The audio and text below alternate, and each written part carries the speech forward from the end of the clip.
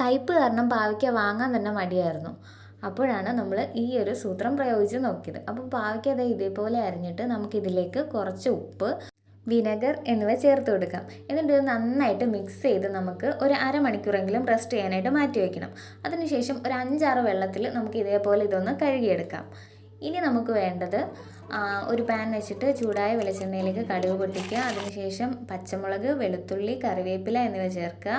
അതിനുശേഷം ഒരു സവാള നമുക്ക് നീളത്തിൽ അരിഞ്ഞതും കൂടി ചേർത്ത് കൊടുക്കാം. കുറച്ച് ഉപ്പും കൂടി ചേർത്ത് നന്നായിട്ടൊന്ന് വഴറ്റിയെടുക്കാം.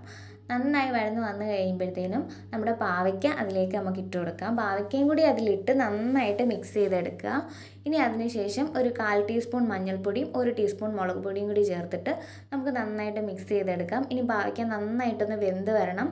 അപ്പോൾ നമ്മുടെ പാവയ്ക്കൊക്കെ നന്നായിട്ട് വെന്ത് വന്നിട്ടുണ്ട്. അപ്പോൾ നല്ല ഒട്ടും കയ്പില്ലാത്ത പാവയ്ക്ക മെഴുക്കുവരട്ടി റെഡിയാണ്. എല്ലാവരും ട്രൈ ചെയ്ത് നോക്കണേ.